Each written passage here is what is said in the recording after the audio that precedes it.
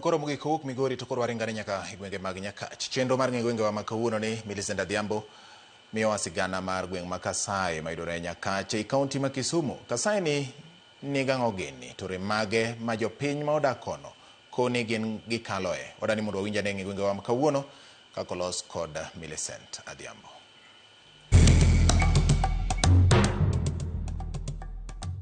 Nyakwara moge ajuang' mana kaka nasingoni machiegni kendo e tielo machielo e chenoni mar gwengewa ka jumani kalapapla mar gwenge pod onenore mana e kaunti ma Kisumu.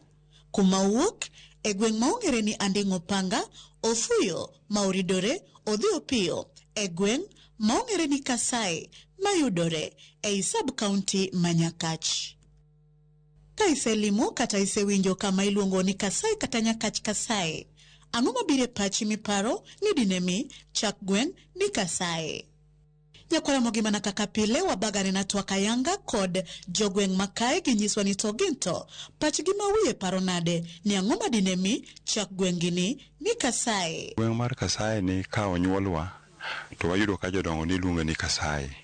Koro Kasai ni ne nitiere kwarwa maduong' maniluongo ni Sai. Koro Sai ni ema nodoko kwaro maduong' kono miyo noluonge ni Sai Kasai. Kasai nochake ni Kasai nikech jaduong' mane wuon piny ni luongo ni Sai. Gweng'wa ni king'iye en kama tek ma thoth jomodak kae gin joma kwecho kendo giwuok kae gidhi go Tong'o loka ka Bondo South Nyanza. Seche moko be yudo ke jonyuolo ni wuok kae dhi omo rech mwalo piny Apondo. Koro employers mane nyalo miyowa tich nyaka ne wasagi. Koro mane nying mono wuok ni Kasai, wan jok masecho ekwa nyalo konyore. Bang' winjo paro mopogore ma jogweng' oselieko kotenore kod nono mar nying gweng' ni ma Kasai, we koro wawinja nena ni adieri kod kuku mar wach ni kanye ewi gima dinemi chak gweng'ni ni Kasai mong'ere kaka Nyakach Kasai to ne ochakore nade? Kasai odak kuonde abich e Nyakach. Nitie Kasai modak Anding'o kama wantieni, nitie Kasai modak Rang'ol but Paponditi, nitie Kasai modak Apondo kichomo Sango, nitie Kasai modak Nyamarumbe but Katito, nitie Kasai modak Onyuongo kichomo Yosondo.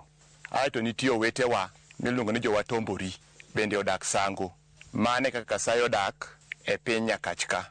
Kapok wabiro Nyakach ka to waduto wang'eyo ni e dhod Luo wan tieng' ding'wen. Nitie Joluo miluongo ni Joka Jok, nitie Joluo miluongo ni Jokowiny, nitie Joluo miluongo ni Jokomolo, aito nitie Joluo miluongo ni Jokawango.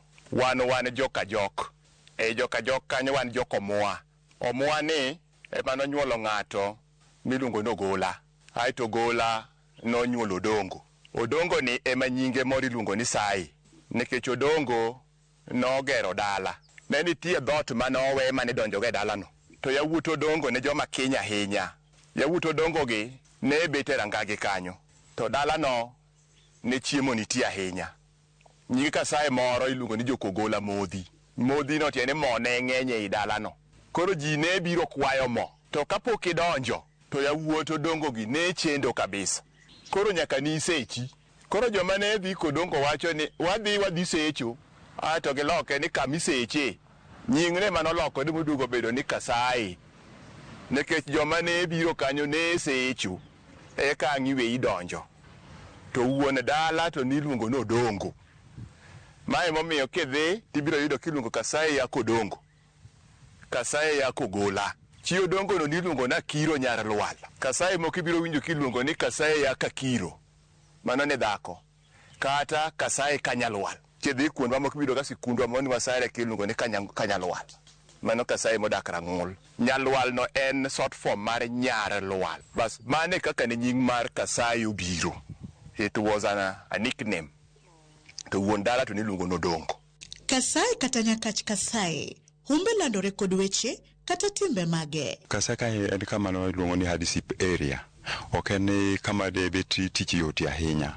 emomiyo landore. Kato gimomiyo bi landore kabisa e kinde machon kane gituo mipira. E kinde mane osekalo kanyalo wacho kadhe regime mar Ondiek Chilo mane osenindo. Kasai nego opira.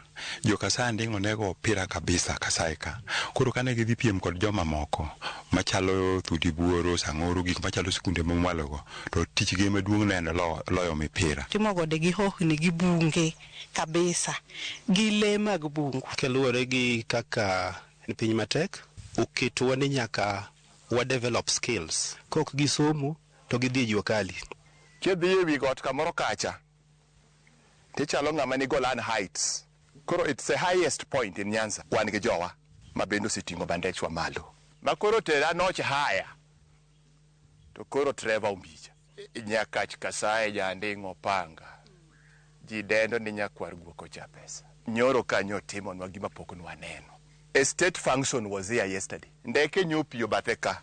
Ndeke a beach. Courtesy of that young man. Onge ngamo kia Susano wiyo. Wan kod Queen Babito. Wan hagi Javan Maka Judo. In the music world kanyo bi nyingo setimre nade. Setingore malo. Omiyo wa mor gi nyithindwa go gimiyo wa nyadhi. To bende gweng'ni ma Nyakach Kasai osenyuolo dongruoge e ngima jodak maluorani.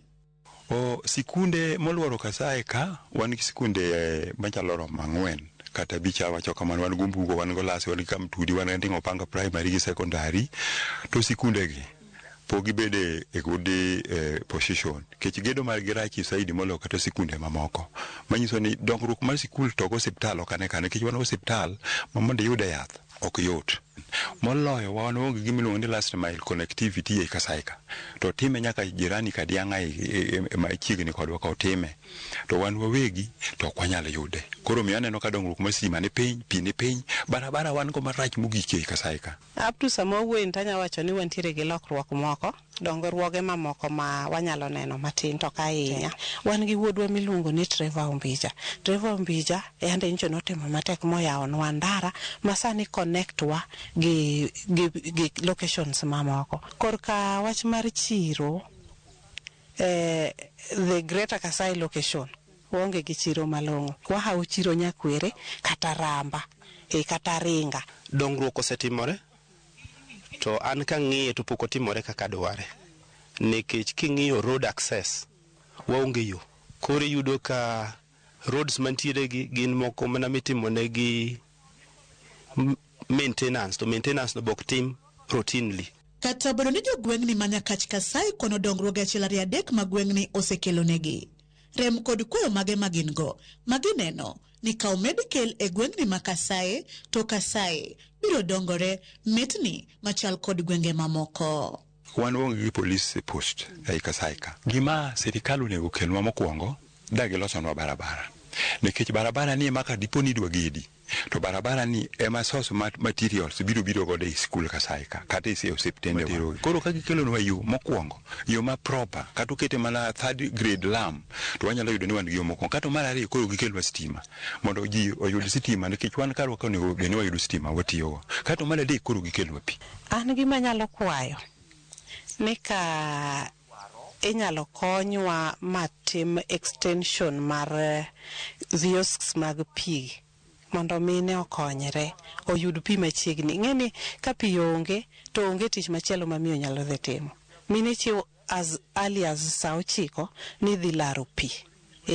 To bende kendi nyalo dhi saa 9 no micha kikos pi. To stima ni apart from schools motere e gweng'o onge. Koro wane mudho miyudo ka tich tek. Kaka sani bech mafuta ma ji tiyo godo tek seriously. Koro jowa thoth gitiyo gi nyangile gi jok moko be tiyo gi sola, to sola gi be gikawo gi on loan. Koro yudo ke pesa monego be ni gitiyo godo kata chiemo gichaki gitiyo godo e chulo loan. Koro en tich matek. Kinyalo ketnwa stima to wanyalo duoko erokamano. Tangene ka ok Trevor Umbija. Uneno kondike ng'ere kacha di Trevor Umbija. Trevor Umbija Foundation ema nokelo that donation ne school. Makoro sani neno ka ji opango ne line tuo mono. Ka ok nen mano, kata pi mimodho gweng'ni de koro onge. I had an appeal to the county government. Jo Kiwasco should take over management mare Right Bank Water project. Mondo bed sustainable. We got a pledge from His Excellency the President, Dr. William Samoei Ruto. Nisi kundwane de yudo a donation from his office of 5 million shillings. Biro chalo nwaono, kendo wacha chiel no kende nyalo miyo wago tuta matek kabisa. Nyakwara Mogi Ajwang' mana kamano gi kanye mwachopo godo e giko matielo makawuono e chenoni mar ng'e gwengewa. Amor Nyakwara Mogi nikech sani kalimbe kata wuoth oteri Nyakach Kasaye to ing'eyo gimomiyo Kasaye ne obedo Kasaye. Omiyo mede kete mana kanyo e wang' jowi mari mar Ramogi nikech ka emasingoni kendo ni juma manyien aduogoni kod nono mar gweng' machielo. Erokamano kuom bedo kodwa, oriti masani. Nyinga Millicent Adhiambo, kata kihero inyaluonga ni Nyaboma.